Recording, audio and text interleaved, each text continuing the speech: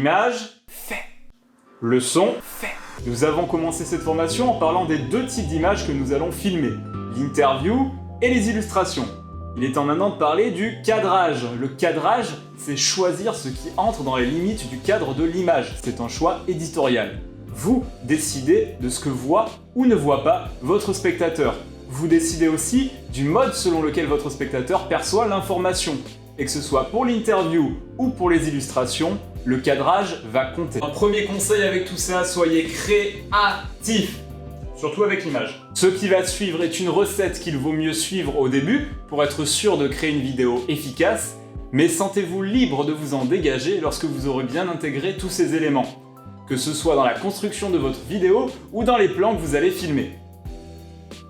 On distingue généralement trois grands types de cadrage qui correspondent à trois types de plans.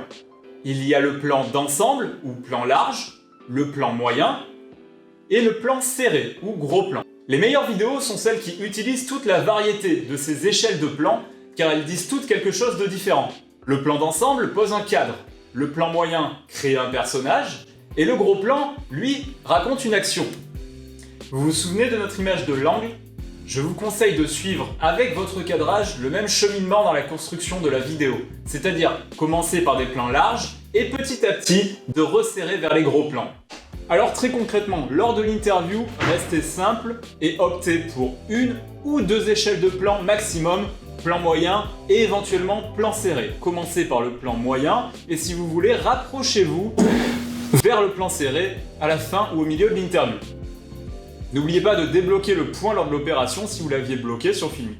Pour les images d'illustration, essayez pour chaque lieu, pour chaque action de votre témoin que vous allez filmer, d'avoir cette liste de 5 valeurs de plans. Cela va vous permettre une variété de plans qui facilitera grandement le travail de montage. Numéro 1, un plan d'ensemble. Numéro 2, un plan moyen. Numéro 3, un gros plan sur les mains par exemple, ou sur un détail qui résonne avec ce que dit la personne. 4. Un plan derrière l'épaule si votre personnage fait une action. Et le 5, mon préféré, c'est le plan waouh. C'est le plan surprenant, un plan qui donne une perspective nouvelle sur l'action. C'est peut-être un plan pris d'en haut, d'en bas, un plan décadré. Faites des plans qui n'ont jamais été faits et prenez du plaisir avec celui-là. Et croyez-moi, avec votre smartphone ou votre trépied, vous pourrez faire plein de plans que personne n'a jamais fait.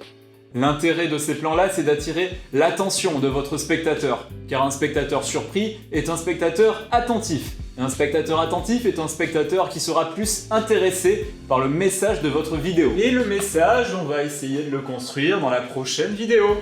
Vous voyez où je veux en venir ? Prochaine vidéo, montage.